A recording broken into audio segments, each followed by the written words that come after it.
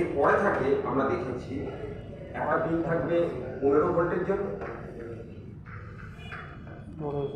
আর এখানে থাকে আরো আলাদা করে 3টে পিন। এটা হয়ে যাচ্ছে একটা ইন্টেলিজেন্ট পাওয়ার মডেল। মানে এখনকার দিনে আমরা সেপারেট পাবো একমাত্র যদি আমি রেফ্রিজারেটরে যাই, ছোট বোর্ডগুলো তৈরি হয় সেই ইনভার্টার বোর্ডটাতে ওটা খোলা থাকে।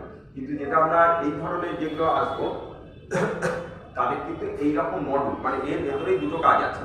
এর ভেতরে কি আছে, এর মধ্যে আইজিবিটি রাখা আছে, প্লাস প্রসেসরটা, মানে যেটাকে একে ড্রাইভ করার যে প্রসেসরটা সেটাও এর মধ্যে, মানে আইসি এই ড্রাইভ আইসি, এটা ড্রাইভ আইসি, এটা ওটাও ঢোকানো আছে ভেতরে। এখানে আমরা কি করছি দেখ, এখানে ভোল্টেজ দিয়ে দিলাম, এখানে গ্রাউন্ড দিয়ে দিলাম, এখান থেকে যে কানেকশনগুলো আসছে আমরা যদি ধর এবার এটাকে একটুখানি নাম্বারটাকে পাল্টিয়ে নিই, এটা ইউ ভি ডাব্লিউ করে নিই, তাহলে হচ্ছে এদের সঙ্গে আমি এদের পরপর কানেক্ট করে কানেকশান হয়ে গেল, তাহলে আমাদের কম্প্রেসারে কানেকশান হয়ে গেল।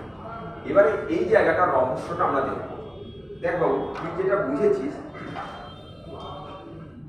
এখানে প্রথম 3টে পিন আমরা এটা দিয়ে না অনেকটা কাজ করেছি।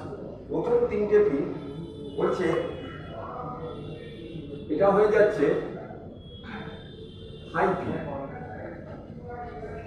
তারপরে এটা যদি ইউ হয়, এটা ভি হয়, আর এটা ডাব্লিউ, আর এই পিনটা হয়ে যাচ্ছে লো পিন, তার মানে এটাতেও তাই ইউ ভি ডাব্লিউ।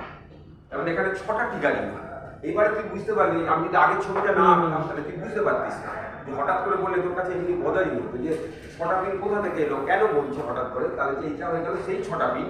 যে 6টা পিন কিন্তু ওই ভিতরে যে আইজিবিটিটা আছে, মানে যে ইউভি ডাব্লিউ যে অপারেট করছে, সেই অপারেটরের ইনপুট আছে, এবং এটাই আসবে প্রসেসর থেকে। এবার কত সুন্দর সেটআপ আছে দেখ, এই জায়গাগুলোতে শুধু হাই পোর্শনগুলো। তার মানে আমরা দেখলাম এর দুটো পার্ট আছে,